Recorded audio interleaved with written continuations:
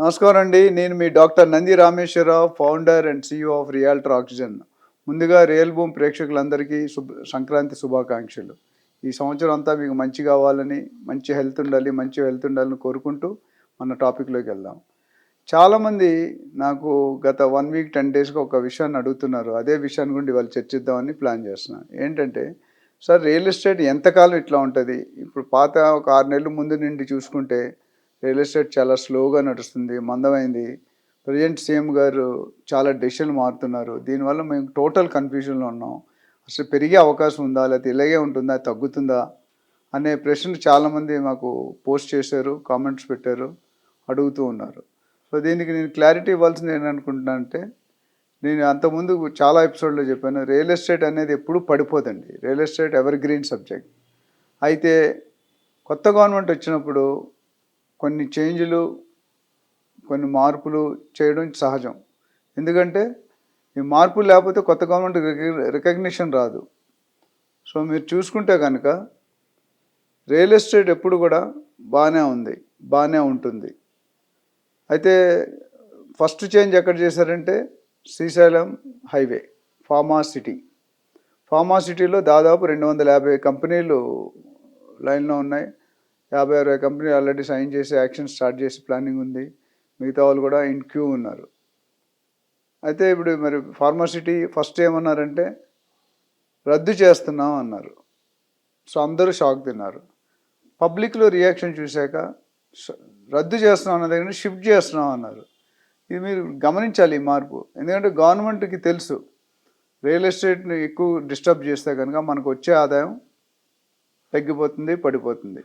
అట్లా అని ముందు రద్దు చేస్తున్న మాటని ఒక్కసారి వెనక్కి తీసుకొని మళ్ళీ అక్కడే పెడుతున్నాం అంటే మీరు ఒప్పుకోరు. Public will not accept.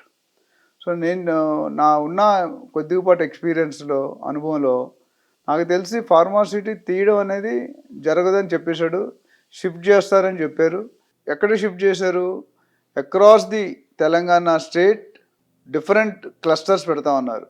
Maybe ఇంకొన్ని రోజులైతే ఇంకో డెసిషన్ మారి మళ్ళీ వీళ్ళందరూ ఒప్పుకోవట్లేదు, యాక్సెప్ట్ చేయట్లేదు, రైతులు ఒప్పుకోవట్లేదు, ఇండస్ట్రీస్ ఒప్పుకోలేదు అంటే మేబీ తిరిగొచ్చే అవకాశం కూడా ఉంది. నేను వస్తుందని చెప్పను, తిరిగొచ్చే అవకాశం సేమ్ ప్లేస్‌లో పెట్టొచ్చు.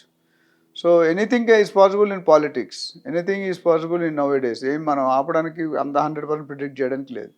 బట్ ఏదేమైనా ప్రజలు ఇన్వెస్ట్ చేసుకోవడానికి డెఫినెట్‌గా యాజ్ ఆఫ్ నౌ అది రిస్క్ ఓరియెంటెడ్ ప్లేసు. కొద్దిగా టైం తీసుకొని అక్కడ డెసిషన్ ఎవరైనా ఆ హైవేలో పెట్టుకోవాలనుకుంటే మాత్రం wait for some time. Let's see get more clarity from the government. Then people can start. Otherwise మరి ఏ ఏరియాస్‌లో ఇన్వెస్ట్ చేయాలి? ఎక్కడ చేయాలి?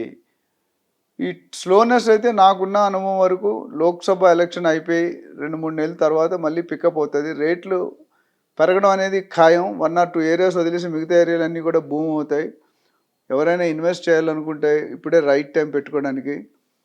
అండ్ మీరు అనుకుంటున్నారు ఏ రోడ్స్ అంటే అన్ని రోడ్లు బాగున్నాయండి. హైదరాబాద్లో అన్ని రోడ్లు. లక్కీయెస్ట్ ఏంటంటే ORR 165 kilometres, triple RR 330 kilometres డయామీటర్లో మొత్తం నడుస్తుంది. And any investment closer to triple RR ఒక 3-4 కిలోమీటర్స్ అటు కానీ 3-4 కిలోమీటర్స్ ఇటు కానీ. ఎందుకంటే ఓఆర్ఆర్కి లోన్ ఆల్రెడీ జాకప్ అయిపోయినాయి ప్రైసెస్. సో, ఓఆర్ఆర్కి ట్రిపుల్ ఆర్కి మధ్యలో ఎక్కడ పెట్టుకున్నా మీకు గ్రోత్ కారిడార్లో ఉంది కాబట్టి మీకు హైక్ అవ్వడం గ్యారంటీ. ప్రైసెస్ పెరుగుతాయి. ఇప్పుడు యాజ్ ఆఫ్ నౌ స్టేబుల్గా ఉన్నాయి, సెటిల్ అయింది మార్కెట్. సో, పెరగడం అనేది ఇప్పుడే స్టార్ట్ అవ్వదు, అట్లానే తగ్గిపోదు కూడా. ఏదైతే ఆర్టిఫిషియల్ హైప్ జరిగిందో ఆ హైప్ని కంట్రోల్ చేసి ఇప్పుడు ఒక స్టేబుల్ ప్రైసింగ్ వచ్చేసింది. సో, ఇన్వెస్టర్స్ ఎవరైనా ఉంటే ఇప్పుడు ఇన్వెస్ట్ చేయడానికి, కొనుక్కోవడానికి మంచి టైం. ఎందుకంటే ఇంకొక 3, 4 నెలలు, 5 నెలల తర్వాత రేట్స్ అనేది జాకప్ అవుతుంది. నేను చూస్తున్నాను లాస్ట్ 1 ఇయర్లో, లాస్ట్ 2 ఇయర్స్లో, లాస్ట్ 3 ఇయర్స్ ఎంత చేంజెస్ జరిగాయి మీకు తెలుసు, మేము కూడా అబ్జర్వ్ చేస్తున్నాం. ఫర్ ఎగ్జాంపుల్ నేను ఫార్మాసిటీ అమెజాన్ డేటా సెంటర్కి డయాగ్నల్గా ఆపోజిట్లో 4.5 ఇయర్స్ బ్యాక్ ఒక 3 acres ఒక ఇంజనీర్కి ఇప్పించాం, గవర్నమెంట్ చీఫ్ ఇంజనీర్కి. 85 లక్షలు పర్ ఏకర్ కొన్నాం అప్పుడు. ఎంత? సర్వీస్ రోడ్ నుండి 250 మీటర్స్, 300 మీటర్స్ దూరం. ఈరోజు అది 3.5 crores పర్ ఏకర్ అయింది. అంటే 85 lakhs 3.5 acres ఇన్ రఫ్లీ 5 years.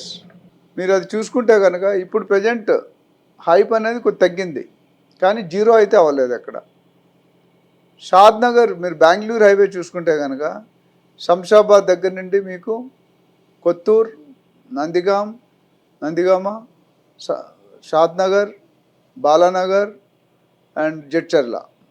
అట్లనే అక్కడ 3 ఇండస్ట్రియల్ బెల్ట్లు ఉన్నాయి మీకు. ఇక్కడ ఈ రోడ్ ఫోకస్ చేయడానికి అంటే one of the longest route in entire India, Kashmir to Kanyakumari ఉన్నది. సో మీకు కొత్తూరులో ఇండస్ట్రీస్ ఉన్నాయి, మేకాగూడలో ఇండస్ట్రీస్ ఉన్నాయి, బాలానగర్లో ఇండస్ట్రీస్ ఉన్నాయి. ఇప్పుడు మేకాగూడలో చూసుకుంటే 1.25 to 1.5 lakhs ఎంప్లాయ్మెంట్ క్రియేట్ చేసే అవకాశం. ఎందుకంటే పెద్ద కంపెనీలు Amazon, Microsoft, MSN pharma, Natco pharma ఇలాంటి కంపెనీలు ఎన్నో మీకు వస్తున్నాయి అక్కడ. సో ఆ కంపెనీలలో ఏమవుతుందంటే ఆల్రెడీ ఆపరేషన్స్ ఉన్నాయి, కొన్ని అయితే ఇంకొన్ని ఆపరేషన్ వచ్చే తరుణంలో ఉన్నాయి.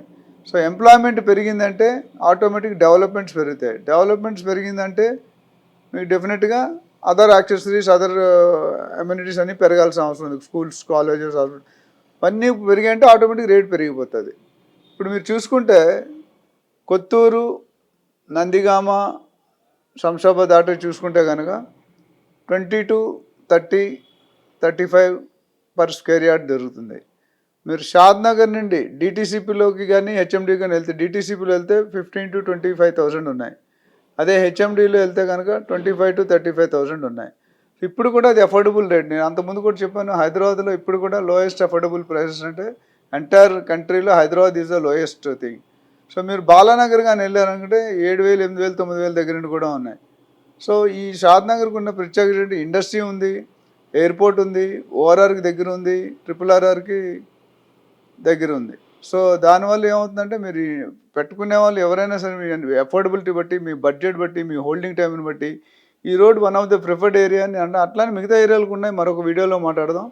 ఈ ఈ వీడియో వరకు ఈ షాద్నగర్ అనేది డెఫినెట్గా మంచి బెంగళూరు అనేది మంచి ఏరియా ఉంది, మంచి అప్రిషియేషన్ ఎక్స్పెక్టెడ్ ఉంది. మేబీ 4 to 5 yearsలో డబుల్ అవుతుంది, 10 yearsలో 4 to 5 times పక్కా అవుతుంది.